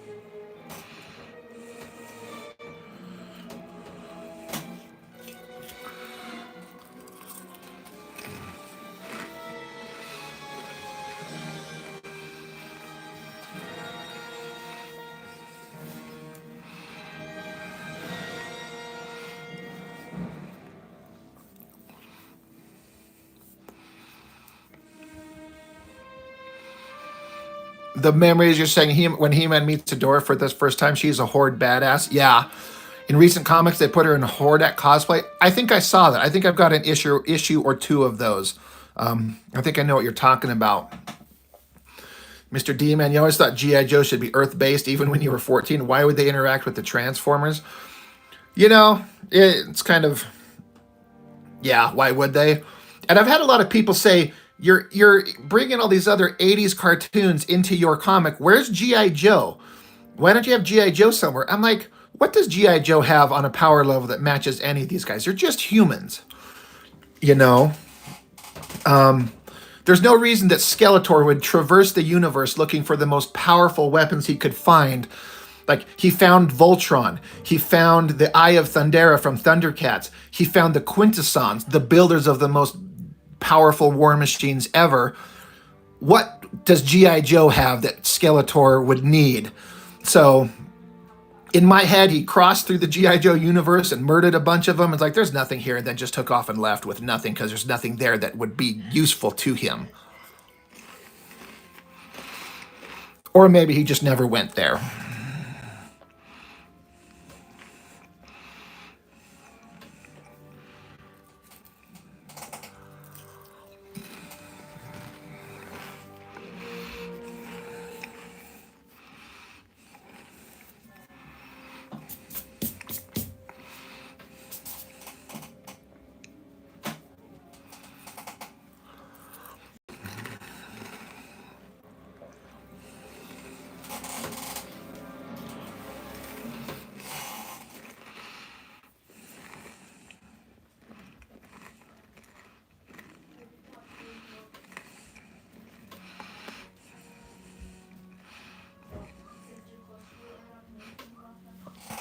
And, you know, speaking of involving other 80s properties, I had one guy say, you should just involve every 80s cartoon. When Skeletor went looking for evil weapons, maybe he went to the Care Bear world and just have him coming back wearing the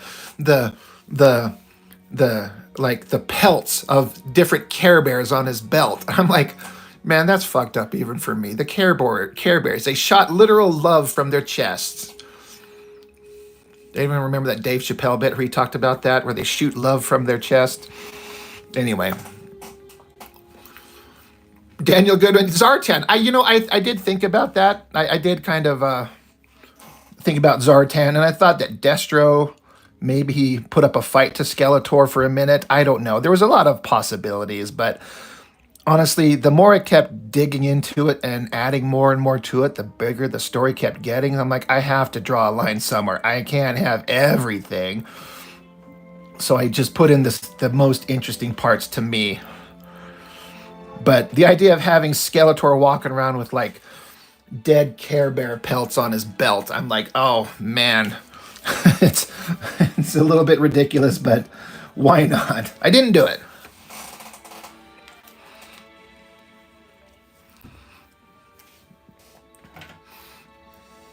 Wouldn't it be ironic if the Care Bears were the ones who beat Skeletor? They just shot love out of their chests all over Skeletor and made him happy.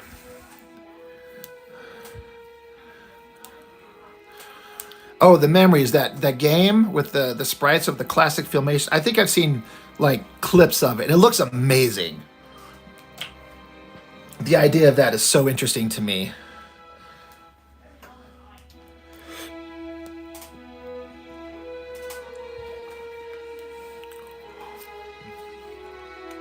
Oh, I believe it. Pure nostalgia. Yep.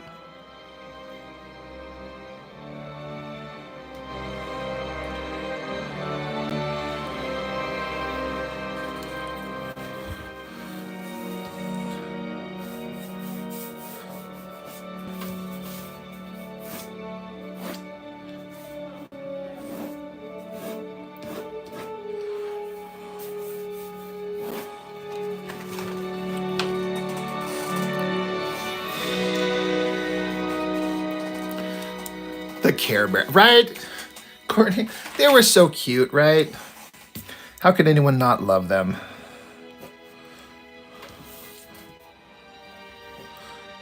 Of course, Courtney, you're so much younger than me.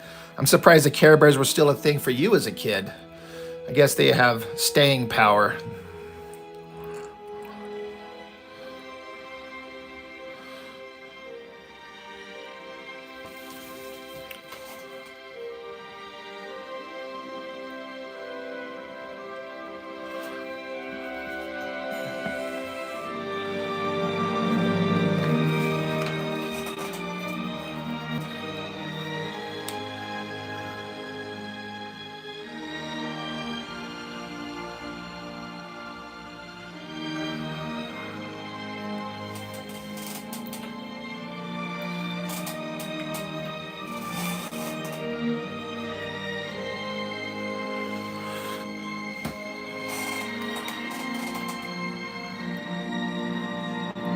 Helmet.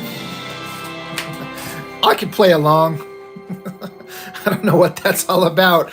I step on you in real life. Say helmet, please, and I sub. All right, I'll play along. Why not, right?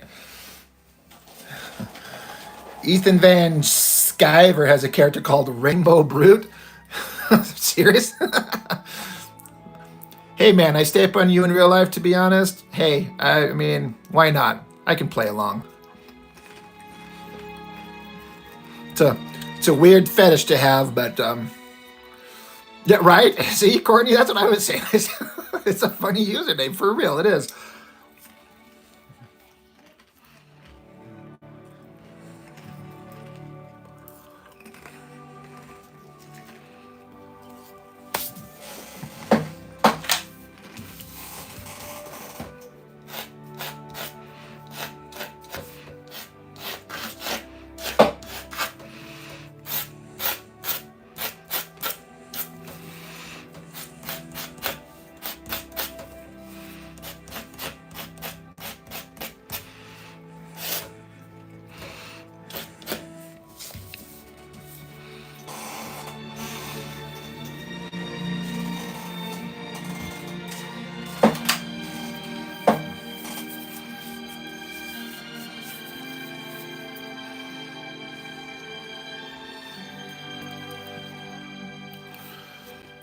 Hey, Mark, you're doing your 24-hour comic, but stretching it across 2 days. I mean, it's an endurance trial to try and get it all done in 24 hours for real. I don't blame anybody for that.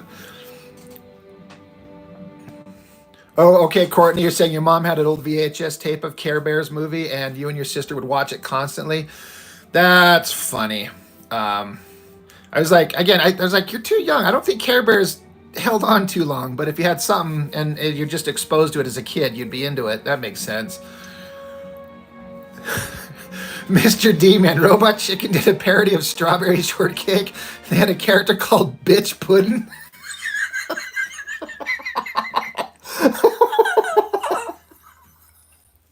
Why is that so funny to me? Oh my god, I gotta go look that up now. Oh my god. Holy shit, man. Thank you, Mr. D, man. Oh my god, I gotta look that up. I'm looking it up right now. I'm gonna see. Robot shit. Turn this volume down. It's not turning on. Robot Chicken.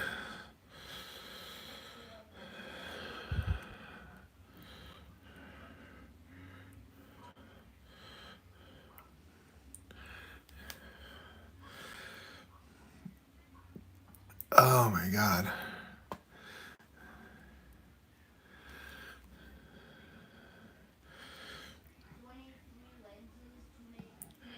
Season of the Bitch Puddin'. Hello! This is actually Dan Inferno. It's a piece of shit. Our next tale is something of an allegory. You might say it's a meta-gore. Let's just roll it.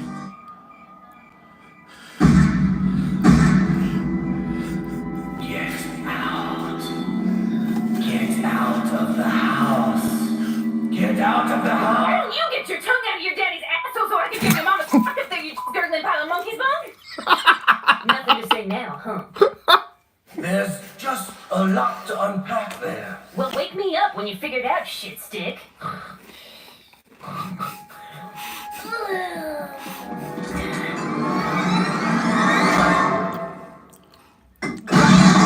Where's your ass art project now, fucknut? It wasn't supposed to be art. It was supposed to scare you. God forget it, I'm leaving. Strawberry shortcake. What? Get out of the house.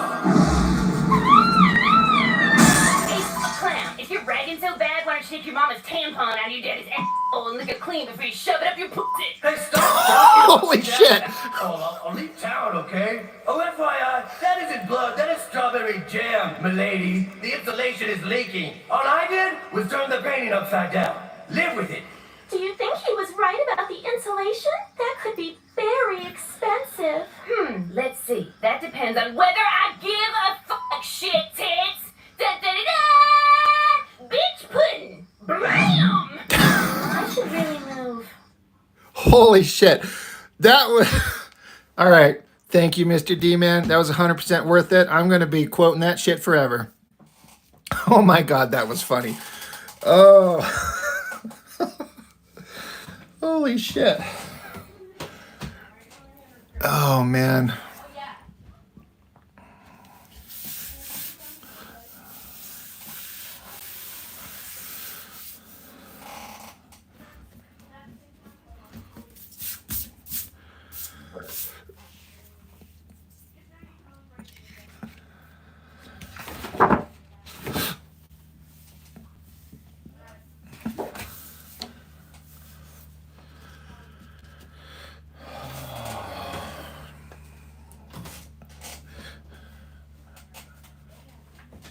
Son of a bitch. Where it is.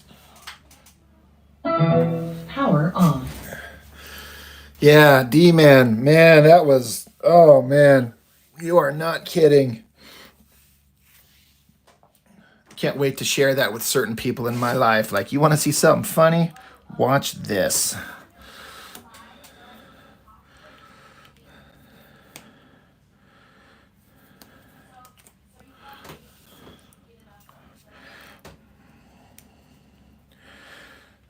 Guys, I think I'm basically done with this drawing, so I might need to wrap it up for now. I should probably go be a good father and interact with my children out there. They're just out there watching God knows what on YouTube.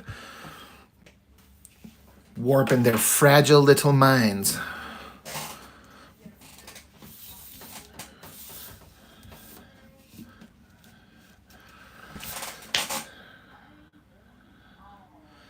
Yeah, I might get back to this and do a little bit more touch-up later, but I think I'm basically done with it, so might be time to wrap it up.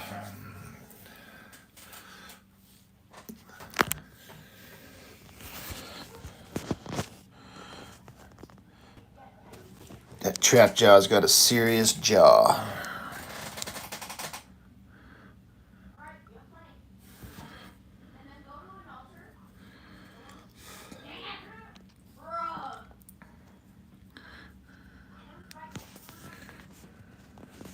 Hey, Daniel. Yeah, do that, man. I appreciate it. That'd be awesome. The memories. Yeah, thanks for joining in. I appreciate it. As always, I appreciate when all you guys join in and just kind of spurs on interesting, different conversations. And I get to experience new things like that bitch pudding we just watched. Oh, my Lord, man. That was so funny. Appreciate it, everybody, very much. Thanks, Dan. Thanks, someone saying. Courtney, thanks for joining in. Everyone who's here.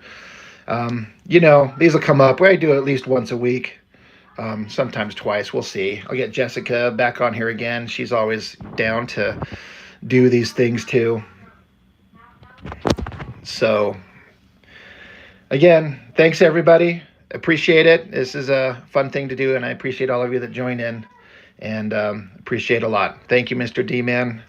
All right, guys. I'll catch you next time. Thanks.